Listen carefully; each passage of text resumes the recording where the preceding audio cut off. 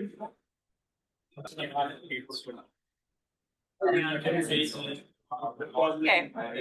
Hi, everybody. Hi, everyone. I'm so pleased to introduce Dr. Houman Owhadi. Dr. Owhadi is visiting from Caltech, where he is an IBM professor of applied and computational math and control and dynamical systems. His research areas include uncertainty quantification, numerical approximation, inference, data assimilation, stochastic and multiscale analysis, and more. He is a SIAM Fellow, and last year he received the Vannevar Busch Fellowship, which is the DoD's most prestigious single investigator award, and is awarded for exceptional creativity and, quote, blue sky research. I personally have known Dr. Owhadi and followed his research since early in my graduate school days. And at this point, I've attended a number of talks, usually plenary talks. And I think every time I go to one, someone runs up to me after and says, "Did you see that talk?" And we've been inspired and have some new research idea. So I'm really honored to host him here. And so please.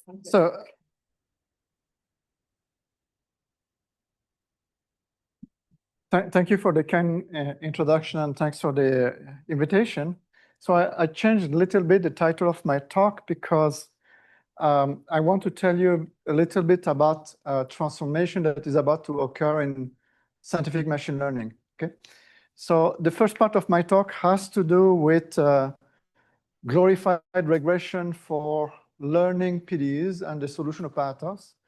The point that I will try to make is that most of the methods that you see today in scientific machine learning are essentially glorified regression problems.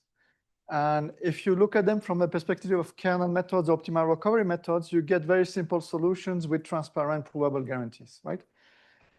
In the second part of the talk, I will tell you about a joint project with SRI, which is funded by this Vannevar Busch Fellowship and DARPA, which is focused on discovering or automating the discovery of algorithms. And the reason why I want to show you this is because I want to make the point that for these new problems, regression approaches are not enough. You need something entirely new. And what I want to show you is what is this new thing and what you can do with it. Okay, so if I go a bit over time, just stop me. Okay. Okay, so in the first part of this talk, I'm going to tell you about glorified regression. More precisely, I'm going to tell you about data-efficient kernel methods for learning differential equations and the solution operators. So this part is a joint work with Yasamin Jalalian, Juan Felipe Osorio Ramirez, Alexandra Su, and Bamdad Hosseini. Now, what I'm going to describe will apply to arbitrary nonlinear PDEs or for learning arbitrary nonlinear PDEs. But for ease of presentation, I'm going to start with a simple example problem. So in this example problem, we want to learn the following PDE. And what I mean by learning the following PDE is that we want to learn this function P, which we assume to be unknown, that is mapping x, u of x, and the partial derivatives of u to the right-hand side. Okay, so P is encoding the functional form of the PDE.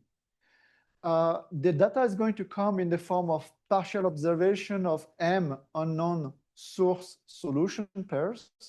So for instance, we may be observing the source term at those blue points and the solution terms at those red points. Typically, we're going to assume the number of blue points to be quite dense and the number of red points to be quite scarce. And everything that I'm going to say will generalize to the setting where the measurements on the partially observed solutions are linear. So instead of having point-wise measurements, you can have tomographic measurements. Anything linear in terms of measurements is fine, it's going to work. Our goal at this stage is to recover P, the unknown functional form of the PDE, and those partially observed solutions, okay? And then later on, I will talk about recovering the solution operator of the PDE. Okay, so one popular method for solving this type of problems is SIND and its closed variant PDE find. The idea is to simply interpolate the partially observed solutions, take derivatives of the interpolants to create input-output data for the unknown functional form of the PDE, and then learn P with sparse regression in a given library of functions, okay? Now, another popular method for solving this type of problems is known as sparse pins. The idea is to replace all the unknown functions by neural networks, enforce the data and the physics via some glorified loss, and then recover a sparse representation of a functional form of the PD in a library of symbolic functions via sparsity regularization, right?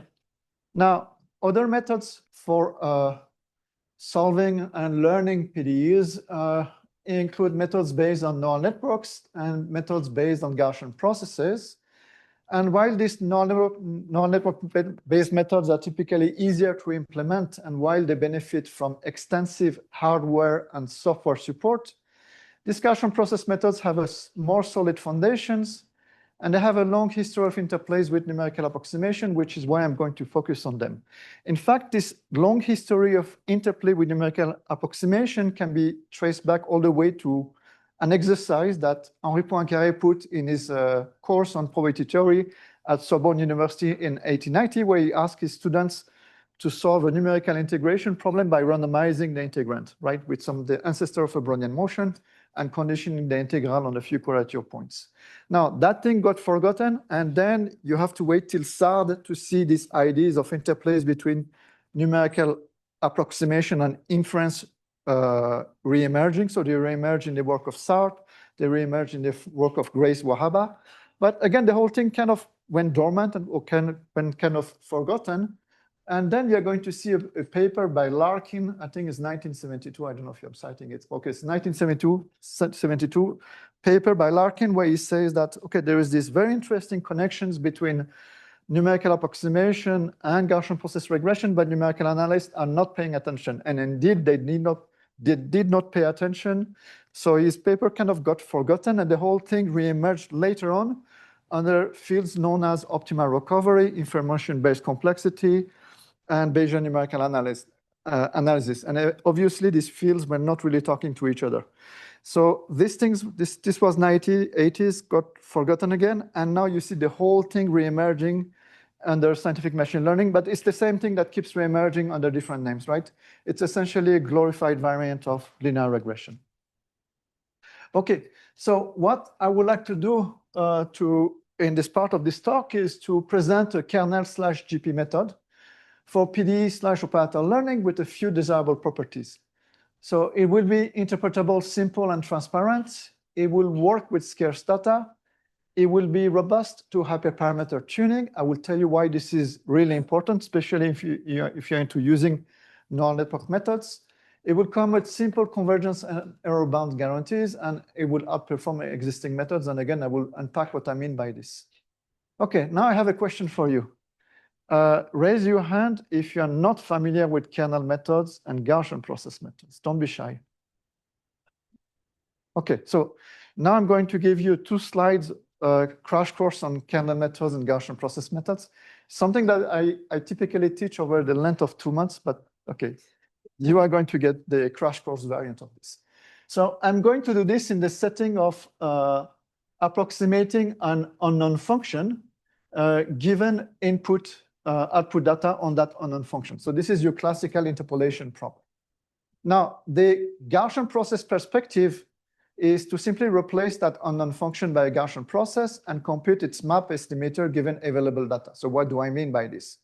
Well, there are 4 equivalent ways of defining what I mean by this solution, and those 4 equivalent ways depend on the 4 equivalent ways of defining what you mean by a kernel. So I'm going to go through them now. So we call a function k mapping the input space of the function times itself onto the real line a kernel if for all integer m and for all points x1, xm in the input space of the function, the m by m matrix with the following entries is symmetric and positive. Now, equivalently, we call that function k a kernel if there exists a Hilbert space f known as a feature space and a map psi mapping the input space x to f known as a feature map, such that kxx prime is equal to the inner product in that feature space f between psi of x and psi of x prime. Now, this is equivalent to the existence of a Hilbert space H of functions f mapping x to the real line, known as a reproducing kernel Hilbert space, such that for all point x in my input space and for all function f in my Hilbert space, f of x is equal to the inner product between f and that kernel k supported at the point x, and the inner product is taken in that RKHS space. Now, the norm associated with that kernel is known as the reproducing kernel Hilbert space norm, and we are going to write it like this. Now, this is equivalent to the existence of a Gaussian process, that is a function C mapping the input space X to a linear space of Gaussian random variables known as a Gaussian space, such that Kx prime is equal to the covariance between C at X and C at X prime. So here I'm assuming all my GPs to be centered. Now, those four equivalent ways of defining what we mean by a kernel lead to four equivalent ways of what we mean by the kernel regressor or curve fitting. So our proposed solution to this interpolation problem is equivalent to approximating the target function with the following formula, in which Kxx is the n by n matrix with the following entries, K little x capital X is the 1 by n vector with the following entries, and Y is the n by n vector with the following entries, right? So this is known as a representative formula in kernel methods. This is equivalent to approximating the target function at X with the inner product in the feature space F between the feature map at X and the coefficient C obtained in the feature space, obtained by minimizing its norm subject to the interpolation constraints. Therefore, you can think of kernel regression as doing linear regression, but you are not doing the linear regression in the original space, you are doing the linear regression in this transform space, the feature space, right? Which could be infinite dimensional. Therefore, you can think of these kernel methods as glorified linear regression. Now, this is equivalent to approximating the target function with a minimizer of the following variational problem, in which you minimize the RKHS norm of the approximant subject to the interpolation constraints. This variational problem is known as an optimal recovery problem, and this is something that can be traced back to the work of Michelin and Rivlin in the 1980s in numerical approximation. Now, this is also equivalent to approximating the target function with the conditional expectation of our Gaussian process conditioned on the interpolation constraint, okay? So all these things are equivalent, they lead to the same solution. Okay, so this was your crash course on kernel methods. Now I can assume that you are familiar with this. So I go back to my example problem in which we want to learn the following example nonlinear PD, in which we assume the functional form P of the PD to be unknown. Our data comes in the form of m pairs of source solution functions observed at the same n collocation point. So here I'm making that assumption for ease of presentation, right? So I'm assuming that observe my f's and my u's at the same rate points. And our goal at this stage is to recover this unknown functional form P of the PDE and the partially observed solutions. Okay. Now, observe that learning this PDE is equivalent to completing the following computational graph, in which these nodes represent variables and edges represent functions. And here I'm coloring in black non-functions and in red the unknown functions to be learned. And our proposed solution is to simply replace all the unknown functions by independent Gaussian processes and compute their map estimator given the available data and given the constraints imposed by the structure of the graph. Now, you can let those Gaussian processes you can let them be correlated if you have more information about your inverse problems. But otherwise, for learning PDEs, independence is fine, right? Okay.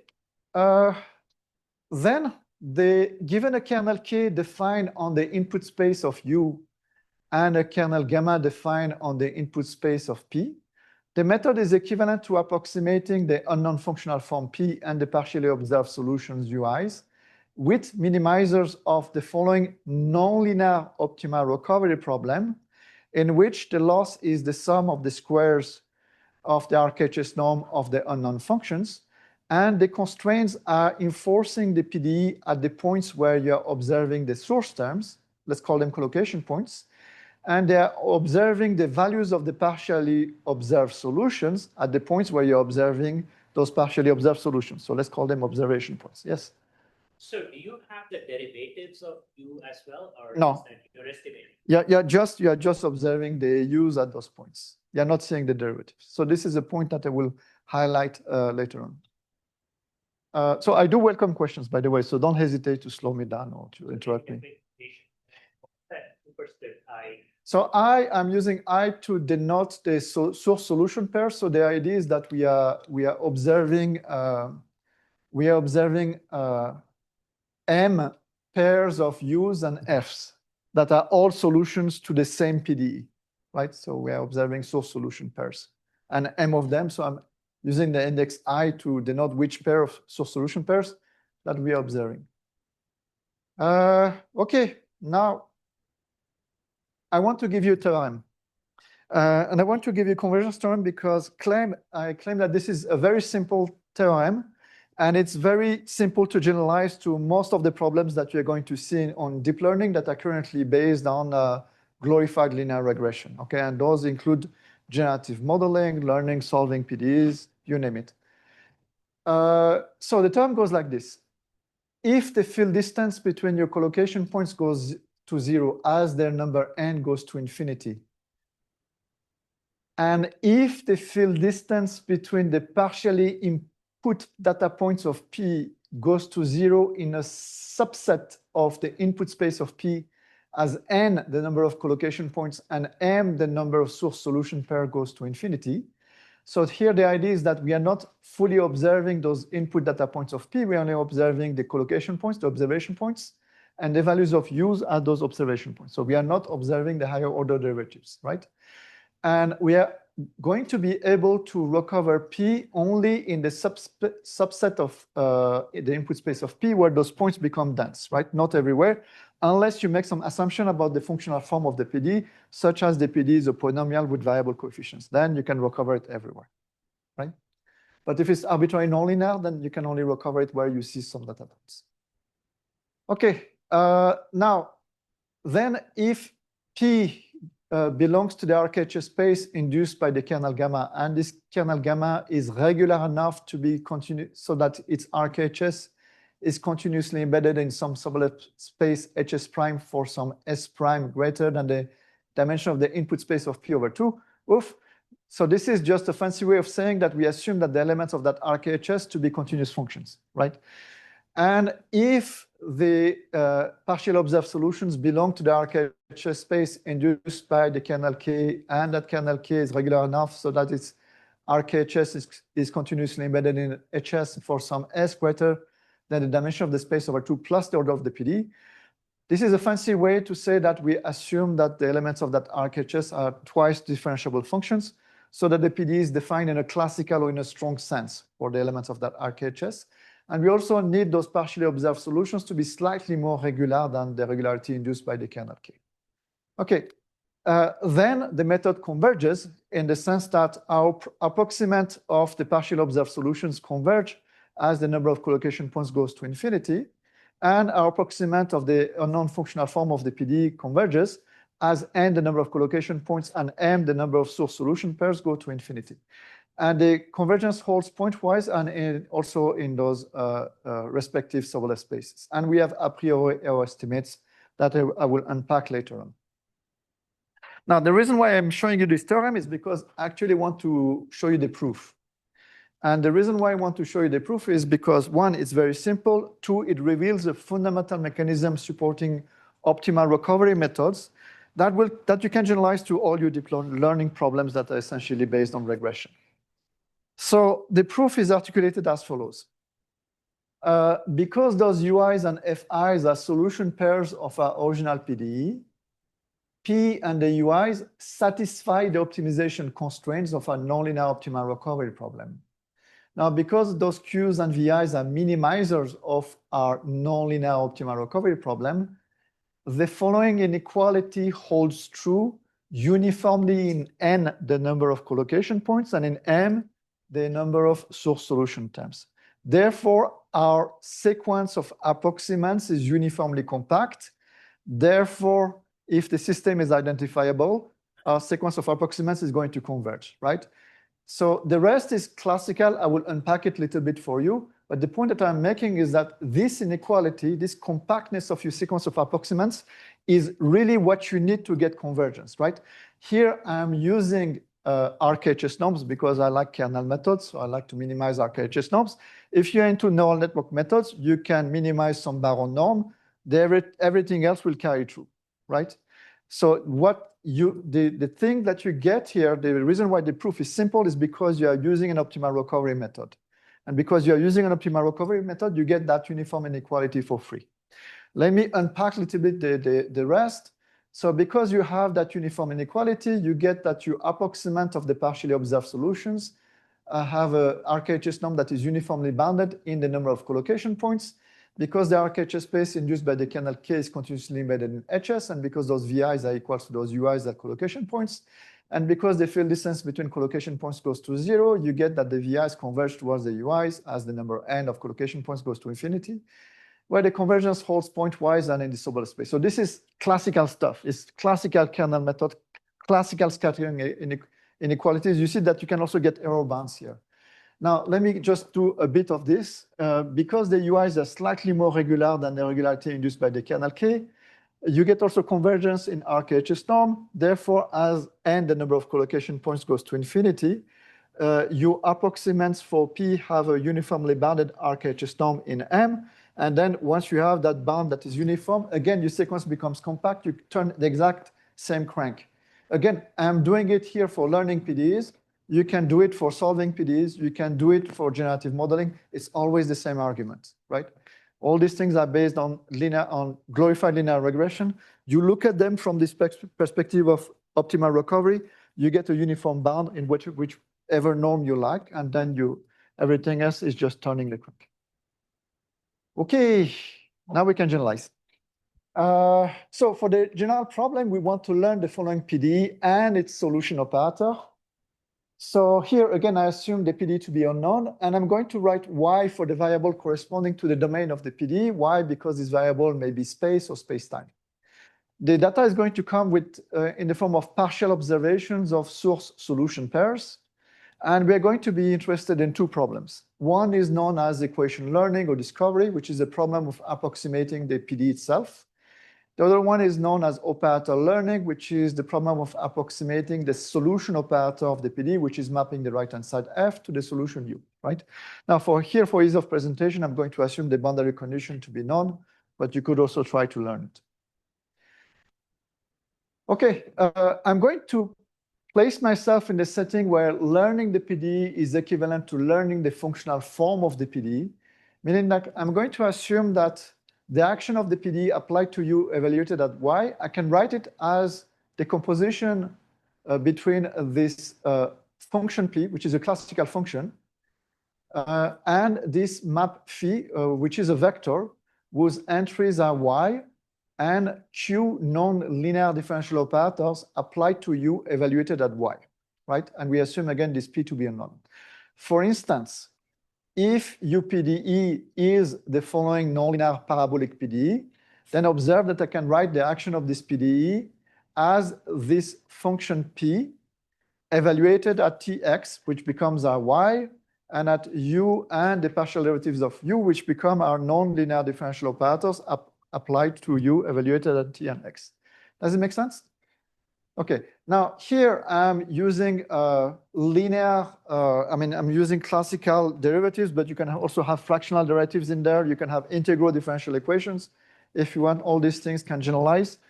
The main assumption that I'm making here is that I kind of know the order of the PDE, right? Or I have a bound on the order of the PDE, meaning the true PDE may depend on less derivatives, but you need to have all the derivatives that will enter into your PDE in your phi, right? So if you're using a phi that encodes second order derivatives, but your PDE is third order, this method will not work. So you have to make sure that you have enough derivatives in your phi.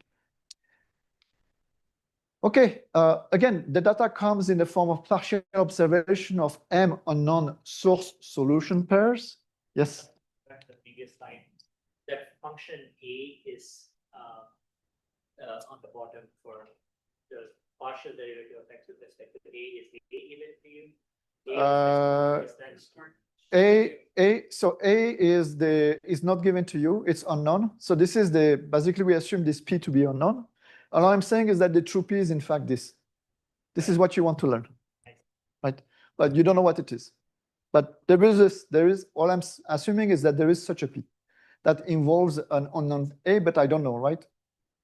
And here, in fact, this PD has a particular shape. It's polynomial in U and its partial derivatives, but the coefficients are variable coefficients. So this is something interesting for us. Okay, so the data comes in the form of partial observations of M unknown source solution pairs.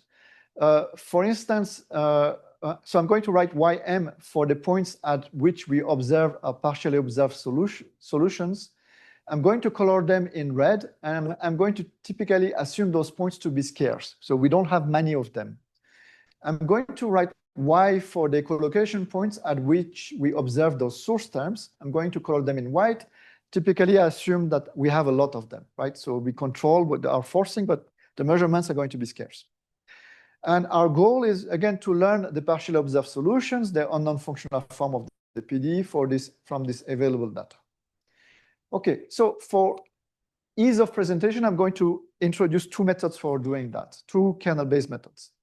The first one, we are going to call it a two-step method. And the idea is to first learn the UMs and then learn P. So in the first step, we are going to interpolate and regress input-output data on the UMs with some kernel K, and which is equivalent to approximating those partially observed solutions with a minimizer of the following linear optimal recovery problem or its relaxed variant. Okay, so here observe that we are trashing the information that all these UMs must solve the same PD. We're completely discarding this information. So we solve the first linear regression problem. We take the derivatives of those guys. And by taking the derivatives of those interpolants, we can create approximate input-output data for P. And then we can regress this approximate input-output data for P with our second kernel gamma, which is equivalent to approximating P with a minimizer of the following other linear optimal recovery problem. This is written in the relaxed variance, okay? So we do two linear regressions, two successive linear regressions. Obviously, you have to observe that, again, here we are discarding information. We are discarding the fact that all these partially observed solutions must solve this exact same PD. So this is, let's call it the two-step method. This two-step method can be viewed as a kernel slash GP analog of SIND/PD find. The kernel method is different in three directions. The prior knowledge about P is encoded into the choice of the kernel gamma. In SIND, this information is given by dictionary. SIND looks for a P that is sparse in the dictionary. The kernel method finds a minimum RKHS norm solution that is not necessarily sparse. So it looks for the smoothest possible P, essentially. The kernel method naturally accommodates variable coefficients PDs. For SIND, it's something non-trivial to deal with these variable coefficients, since the variable coefficients may depend on Y in a complex manner that is not sparse in a particular dictionary. Yes? If you go back to the previous slide, do we have to iterate through these two? No. No, you just do it once. But your U's are learned without knowing that they have solutions. Yeah, yes. But don't you have to go back? No. So what you do is that you introduce another method that you call the one-step method. So in the one-step method, you learn the UMs and P at the same time. So you don't go back, you just force them to all of them to solve the same problem, right? So here we approximate the partially observed solutions and the unknown functional form P of the PDE with a minimizer of the following nonlinear optimal recovery problem, in which the loss is the sum of the squares of the RKHS norm of the unknown functions. And the constraints are enforcing the PDE at the points where we are observing the source terms, and they're enforcing the values of the partially observed solutions at the observation points where we are observing those partially observed solutions. And we also consider the relaxed variant of this, right? And again, this is equivalent to completing the following computational graph, in which we just replace the unknown functions by independent GPs, and we compute their map estimator given the constraints imposed by the graph and the available data. Okay, yes. Gamma. This one, you mean? You mean sigma? Lambda. So lambda is a weighting between the RHS norm of you approximate for P and the RHS norm of your partially observed solutions. And then you can ask yourself, how do you choose this lambda, right? That's your next question. So the way you choose this lambda is that you solve this thing with a two-step method that doesn't care about the lambda, but it will give you some approximate RHS norm, and then you can infer lambda such that these two terms are kind of the same order. So you infer them like this, but ideally you don't want one to dominate the other, right? Yes.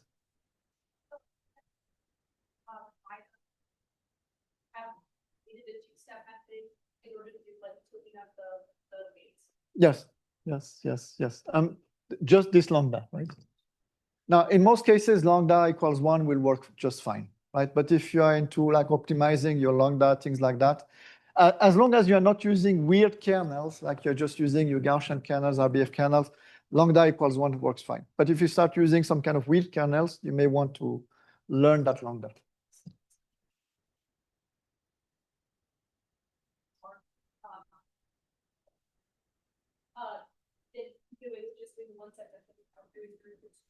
Yes. But again, this assumes that you're not using weird kernels, because you could use kernels that are informed about some singularities that your solutions may have, or some singularities that your P may have.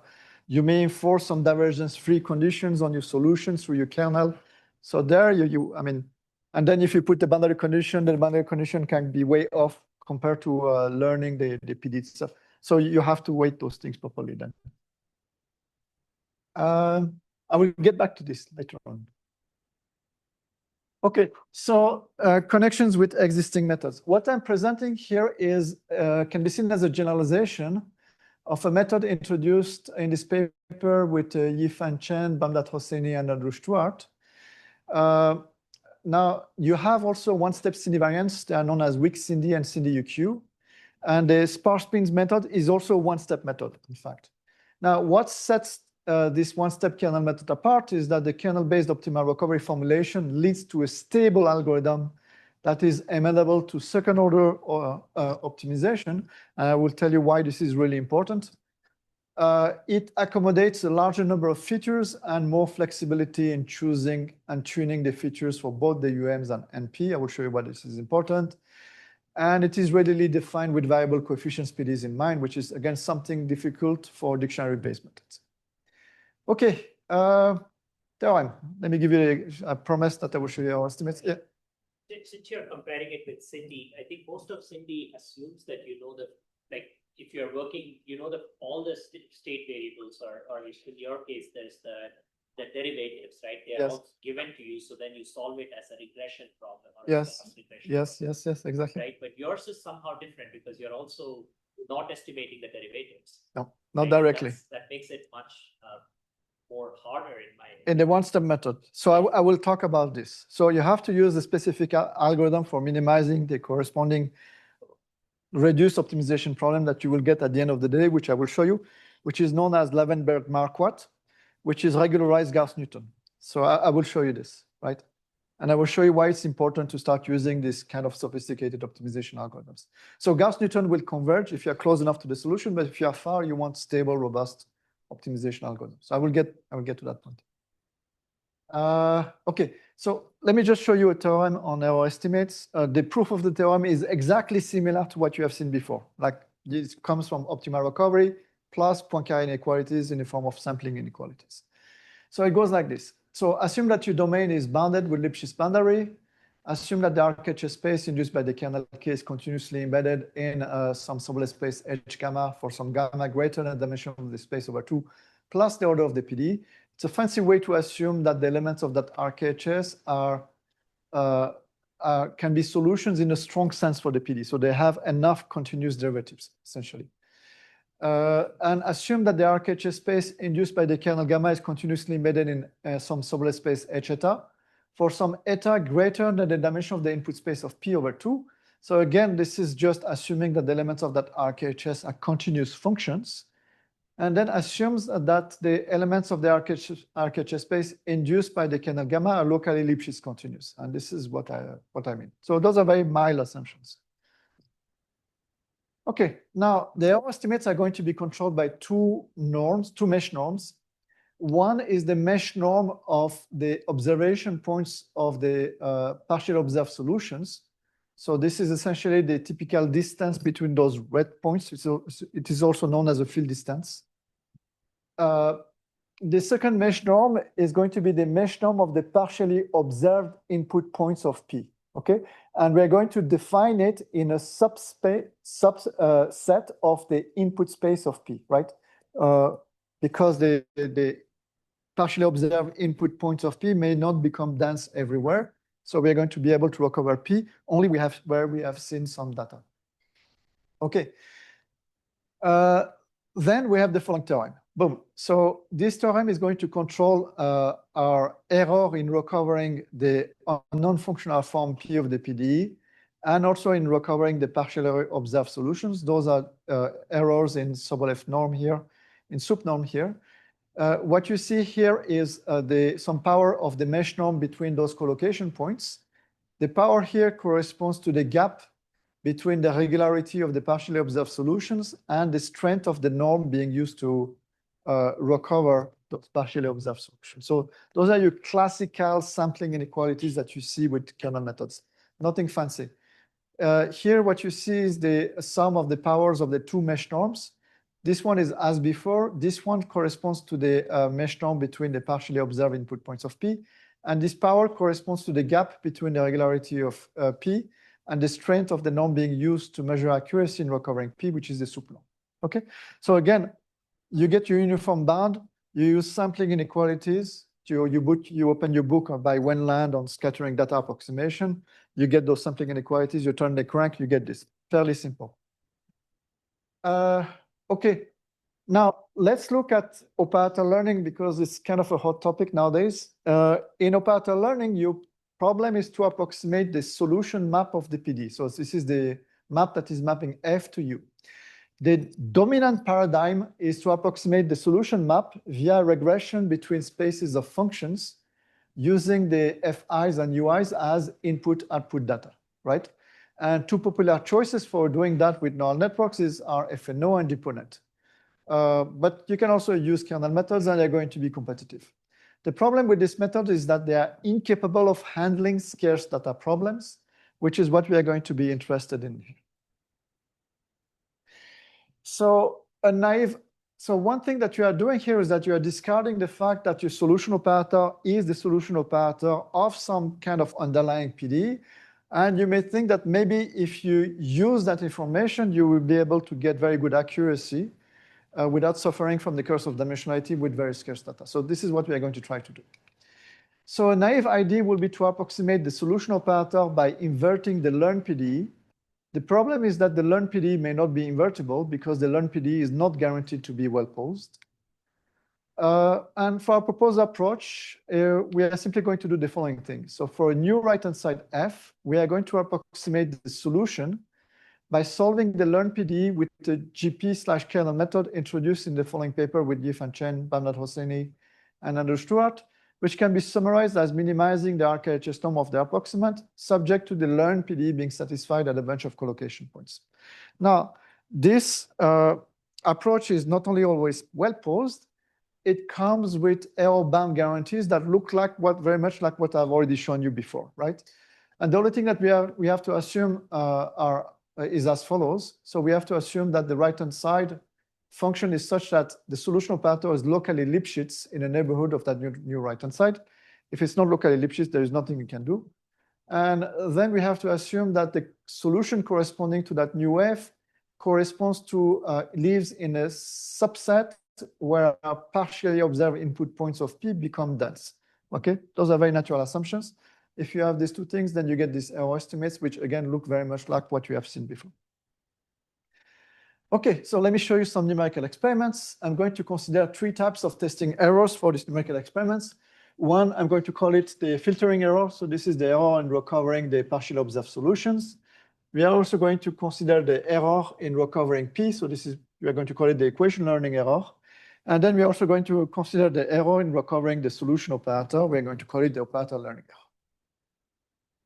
error. First example, the Döfling oscillator. So this is an ODE. The right-hand side is a polynomial. We choose an RBF kernel for U, so because it could just be so smooth. And for gamma, we're going to choose a polynomial kernel. We are going to give the same information to sparse pins and to Cindy. We are going to do one-shot learning. What you see in this plot is the true trajectory in red. The blue dots corresponds to our training data. The interpolant is shown with dashed lines, so it's not accurate. And in this dark line, what you see is what you recover with the one-step method. And it is accurate because you are using a lot of constraints. The constraint that you are using is that this interpolant must solve ODE whose right-hand side is a polynomial. That's a lot of information. That's why we get this kind of accuracy. Okay. Now, this is the extrapolated solution using the learn ODE. So again, in red, you see the truth. In black, what you get with the one-step method. In green, this is what you get with the two-step method, so it's not accurate. And in blue is what you get with Cindy. So again, it's not accurate. Yes? So if you go back again, are you telling it that it's a second order, like you have? Yes, I'm telling it that the right-hand side is in fact, I mean, it's a polynomial, and yes, it's second order, and it's polynomial in U, and it's partial derivatives. I can't say that it's cosine. Yeah, yeah, but I give it the same information to Cindy. So in this other example, we are going to consider the Burgers PDE. So again, the right-hand side is a polynomial. So we're going to choose an RBF kernel for U, a polynomial kernel for gamma. We only observe one source solution pair, so we are going to do one-shot learning. These plots are showing the training solution along with n random observation points, which are colored in red. And we have 20, 50, 200 of them here. The collocation points are colored in white. These two plots are showing the filtering and the equation learning errors. So in blue is the error made by sparse pins. In red is the error made by Cindy. And in green is the error made by this one-step kernel method. And what you see here is the average and the best and worst errors with respect to the randomization of the observation points. Okay. Now I'm going to show you one very important experiment. I'm going to randomize also with respect to the initial condition of the solution pair that we are observing, but I'm not going to retune any of the hyperparameters of these methods to see what happens. So if you do that, this is what you get. So the kernel method still converges, the Cindy still converges, but the convergence of the neural network method remains flat, right? Why does it remain flat? It remains flat because you are relying on implicit regularization to get generalization, meaning minimizing a loss with your neural network method is in general not enough to assure generalization. You are implicitly regularizing, assuming that by using stochastic gradient descent or whatever you're using, there is something magical that is going to happen with respect to regularization, and then you will generalize. Sometimes it does happen, sometimes it does not happen, and then you lose generalization. Now, one thing that I want you to observe is that if I were to cherry pick those points, I could still show convergence by just cherry picking the points in that sausage, which is why if you are referring a paper in scientific machine learning, insist on getting the best worst case errors and the quantiles, right? Because otherwise you can fool yourself essentially. Okay, last example, Darcy's flow PDE. So this is a PDE whose right-hand side is polynomial in U and its partial derivatives, but the coefficients are variable coefficients. So this A is a function. We choose an RBF kernel for U, and for gamma, we are going to choose a kernel that is going to encode the information that our PDE is polynomial in U and its partial derivatives, but the coefficients are variable coefficients. This is something very hard to encode with the sparse regression methods. But with kernel methods, it's very easy. You simply take your kernel gamma to be the product between two kernels. One is a polynomial in U and its partial derivatives, and the second one is simply RBF in Y. Okay. The number of observation points will be 2, 4, and 8, so very scarce. So here, Cindy and sparse pins will not work. But if you use this one-step kernel method, you will still see convergence. as you increase the number of source solution pairs and the number of observation points. Okay.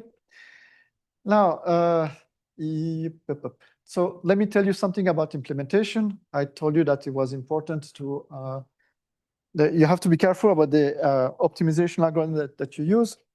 So for implementation, we can use a representative formula for our minimizers for the use and for the P that is going to turn this infinite dimensional optimization problem into a finite dimensional one. So here optimization variables are going to be this alpha and this beta. So we can plug then these formulas into our optimization problem. So these formulas depend essentially on pointwise observations of the kernel gamma and pointwise observations of the kernel K and its partial derivatives, right? So this is your classical kernel trick that you have with kernel methods. We take this, we plug it back, we get a reduced optimization problem. Now, if you stare at this thing, you realize that this term is quadratic in alpha. So this is nice, we know what to do with it. This is quadratic in beta, but there is a nonlinear interaction with alpha, but this is mild. You could iterate between optimizing over alpha and beta. This is not a worry. This guy is quadratic in alpha, so this is nice. The problem is going to come with this guy. So here you have a nonlinear interplay between beta and alpha, right? So what is it that we do? Well, we try the classical thing. So the classical thing is to isolate this nonlinearity and then linearize it. So forget about this term for now. If you linearize it, what you get is the Gauss-Newton iteration. The Gauss-Newton iteration works fine if you are trying to solve nonlinear PDEs. But as you try to learn nonlinear PDEs, you have more of these GPs that are interacting in a compositional way. And Gauss-Newton will still converge if you are close enough to the solution, but if you are far, it will not converge well. So this is why we need something else. We need the Lavenberg-Marquardt algorithm, which adds a quadratic penalty, right? So essentially, this is something that interpolates between a second order and a first order method. Then you get robust convergence. So examples of applications, you have the identification of a PDE for Jupiter's radiation environment, which is a Caltech JPL University of Washington collaboration. The problem is to learn F and the structure of the PDE and the coefficient fields. Another problem is to learn concerns the identification of the law of stress transfer for earthquake dynamics. So this is a collaboration between University of Washington, USC, and Caltech. The problem is to learn the PDE, the coefficient fields, and an ensemble average PDE that describes the core scale dynamics after averaging over fault structures. So you can also try to learn homogenized PDEs if you're into that. Another example of application concerns subsurface fracture networks. So this is a collaboration with UPenn, Sandia, Stanford. The problem is given boundary data to estimate the hydraulic head and flow velocity across the entire domain and provide a 95% confidence band on estimates. Now, because you're using a Gaussian process method, you can also estimate the posterior distribution, so you can get UQ bounds on what you recover, essentially. And this is what people wanted to see in the national labs. They were happy with this. Another example of application concerns the identification of a modified Newton's law explaining the discrepancy between observed gravitational effects and the amount of visible matter present in galaxies and galactic clusters. The idea is that stars and gas at the edges of the galaxy rotate faster than predicted by the gravitational pull of visible matter alone. So two solutions: you spend a lot of money to look for dark matter, so matter that you don't see. Other solution, you say that maybe this Newton's law is not valid at very small acceleration, and you look for a modified Newton's law at very small acceleration from very scarce data. Other example of application, learning PDEs and control policies. So you can also try to learn control policies with this kind of methods. For magnetic fusion confinement, for magnetic confinement fusion reactors, so tokamaks. Here, the problem is to learn a good predictive theory from data. So these things operate in extreme environments. So we don't, our equations are, sometimes they work, sometimes they don't work. Sometimes we see things flying in the chamber that we call UFOs because we don't really know what they are. So, and the idea is to learn essentially good predictive theory and possibly control strategies. Okay, how much time do I have to tell you about learning algorithms? 10 minutes? Okay, I will try to do it. Okay, everything I told you so far is essentially what most of the current scientific machine learning is. It's glorified regression. Hopefully I made that point that if you look at these glorified regression problems from this perspective of kernel methods or optimal recovery methods, you get simple proof of guarantees. Now, claim in the coming years, very quickly, in fact, you are going to see the emergence of a different form of scientific machine learning that is not going to be entirely regression-based. It's going to be way more creative, and it's going to compete with you in the most creative things that you can do as a human being. Like developing an algorithm is one of the most creative things that you can do. In fact, in the beginning of this project, so this is a project that was funded by this Busch program and this DARPA program, and it's joint work with TwinSci and Abinaya Ganansekan and Théo Bourdet. So it's also joint work with SRI. So in the beginning of this project, I thought that there is no way that the machine could outperform me in designing and creating an algorithm. I'm no longer so sure. I think that, in fact, we're going to lose this battle. I will tell you why. Okay, so let me unpack this. So essentially what we want to do is to discover an algorithm to solve a specific problem here. The current paradigm for automating algorithmic discovery is direct code generation with ensemble of large language models combined with a pool of possibly human or non-human evaluators and evolution or genetic algorithms. So what is it that you do? You have your problem, you ask ChatGPT to solve it, you ask Gemini to solve it, you can ask Claude to solve it, and you ask 1,000 variants of each one of them to solve it. They compete to solve it. Those that give you a good solution, you keep them. Those that do not give you a solution, you kill them and you let them tweak the good solution. So you implement a genetic algorithm. And the latest variant of this paradigm is AlphaEvolve, which is something, which is a scale variant of this thing. So this is developed by DeepMind. Now, in our proposed approach is to introduce a framework which we call computational language processing framework that is going to treat computation as a learnable language, and that is going to operate at a computing level rather than at the code generation level.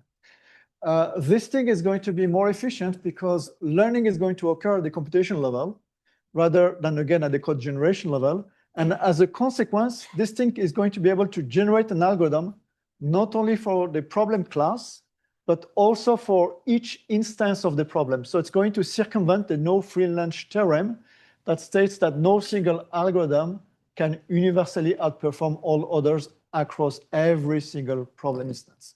So you give me an instance of the problem, this thing is going to speak an algorithm for solving that particular instance.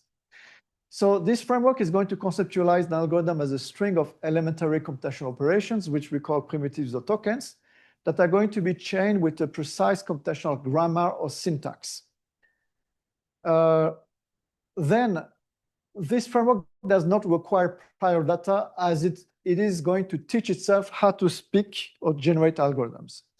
So starting with elementary primitives or tokens or computational operations, this framework is going to discover new computational operations or tokens and algorithms by using Monte Carlo tree search plus reinforcement learning as a babbling mechanism to search over the tree over all possible strings of tokens, right? So here the edges are going to represent the different computational operations that we can perform. So they're going to be our primitives or tokens, and the nodes are going to represent the current state of the computation. Now, this MCTS plus RL mechanism is an ensemble generalization of the AlphaZero engine that was proposed by DeepMind for playing board games, and you have seen it has been popularized by the game of Go. In this extension, the nodes are going to contain an ensemble of computational states because the tokens may be stochastic. Some of the computational operations may be something like simulated annealing, and each time you run them, you may get a different result. So for the RL part, we also use some kind of policy network that outputs a distribution on the next computational operation and a value network that will estimate the value of the current computational state. Now, we're also going to use algorithmic variant of byte pair encoding to create new tokens from low-level tokens. What do I mean? So we're starting from low-level tokens. We are going to solve an ensemble of instances of the problem by combining low-level tokens with MCTS plus RL. Out of this, we're going to get an ensemble of strings of low-level tokens.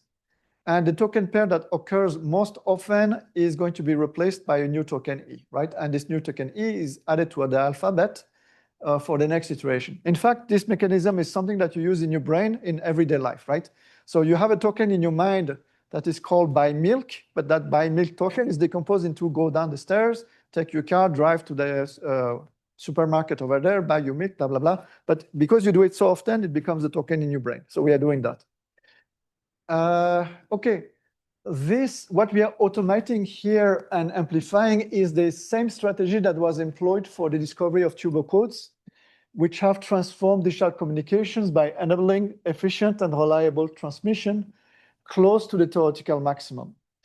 And so according to their inventors, Claude Bérou and Alain Glavieux, turbo codes emerge as the result of an empirical painstaking construction of a global coding decoding scheme using existing bricks that had never been put together in this way before, right? So essentially, again, you see that there was this mechanism of creating these bricks and putting them together. What we are doing is simply amplifying this. And again, you will never be as fast as a machine for doing that. Okay, so let me show you how much time do you have? 3 minutes? Okay, so one application, generating algorithms for solving the quadratic assignment problem. So the problem is to minimize the following loss defined by these three matrices over the set of all permutations of 1 to n. This is a strongly NP-hard problem, meaning that getting within a constant of the optima is also NP-hard. And with 20 locations, that thing is already super hard.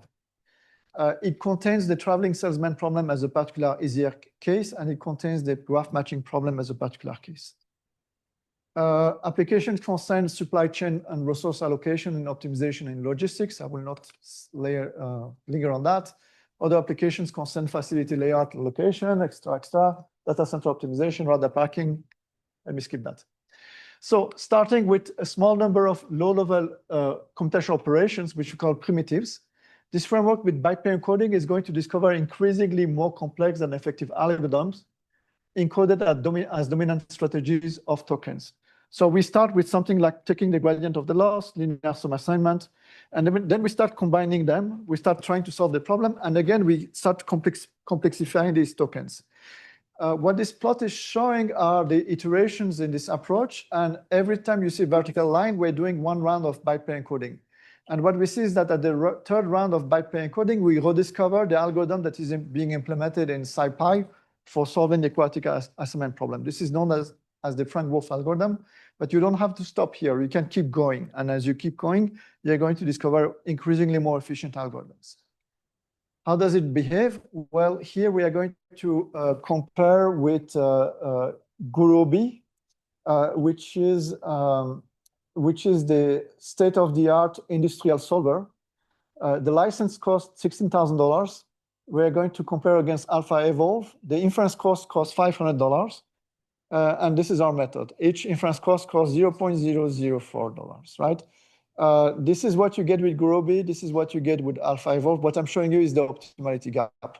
This is what you get with this method. So you get a flat line. You get zero optimality gap up to 80 locations, and you can go beyond. And you can get real-time solutions, actually, which is quite interesting. We also use this to generate algorithms for the quantum search problem. I will not linger on this. I will just say that this is a very classical problem in quantum computing. There is a well-known algorithm for solving this in quantum computing, which is known as the Grover's algorithm. It is a 30-year-old algorithm. We just applied the framework to it. We rediscover an algorithm that does the exact same thing, but with half the number of layers. And this is important because as you reduce the number of layers have an exponential impact on the robustness of your algorithm. So then our program manager asked us to apply this to the quadratic assignment problem. So we tried that, which is a hybrid quantum classical algorithm. I will not linger on it. I would just say that we compare this with what is implemented in NVIDIA's quantum computing library, which is CUDA-Q.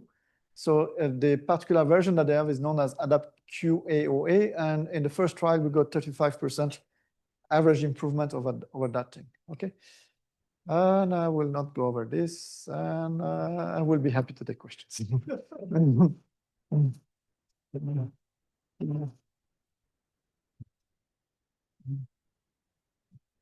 Oh, yes. So the last slide, so the low level, something that is defined by you, right? Yes, the lowest level tokens are defined by us, but eventually you learn new ones. But how are we saying that this is, for example, in this example, that Yes. these are the exhaustive list of my lower level tokens? How can I say that? So if you actually look at all the algorithms that have been created so far for solving the quadratic assignment problem, you will see that they are composed of a very small set of computational steps. In fact, there's 8 of them. With this 1, 2, 3, 4, 5, 6, and 7 of them, you can create all the algorithms that have been proposed so far for solving quadratic assignment problems. So you can do 2 things. You can look at all the current algorithms and you can identify them by hand. You can automate this process. I will not talk about it much. Or you can go to, if you don't believe that you can find these primitives, you can even go to lower level tokens. Like you can go back to arithmetic operations, but if you go there, you will make the process slower because you will have to go from these very low level tokens to something a little bit more sophisticated, such as computing your loss, taking the gradient of your loss. Then this changes from problem to problem. Yes, yes. But the same thing in the comparison graph with Gurobi, I don't think so. Gurobi takes all those things as inputs, right? So Gurobi has some. So there is no concept of low-level tokens. No, they use entirely different. So they use branch and bound, and they have a bunch of heuristic methods for solving this type of problems. But this AlphaEvolve has access to everything that has been created so far, right?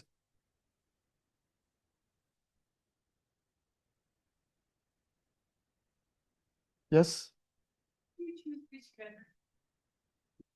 In the first part. So if you know that your P and your UIs are smooth, you just take your Maten kernel and RBF kernels, you will do fine. If you know that your PD is a polynomial, you're going to use a polynomial kernel. If you know that your PD is polynomial with variable coefficients, you're going to choose a kernel that is a product between a polynomial kernel and an RBF kernel in the variable coefficient variables.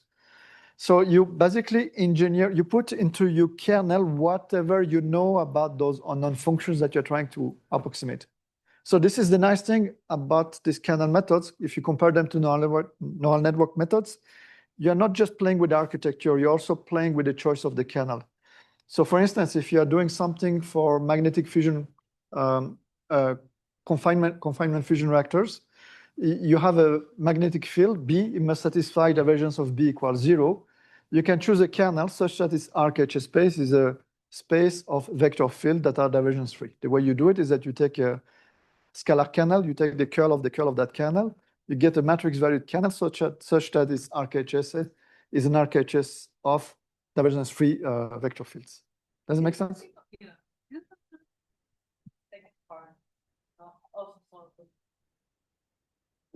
Can you just ignore learning the PD? So this is something that we did. And the second part is that we find the modules. Discovering fast solvers.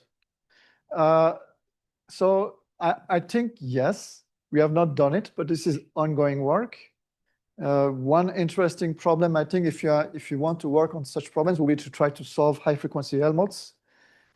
Many people consider it to be the last open problem in numerical analysis and numerical approximation. We have some solvers, but the problem is still very much open in the sense that this is the main bottleneck for doing seismic imaging, like solving Helmholtz fast with high frequency and variable coefficients. If you can do that.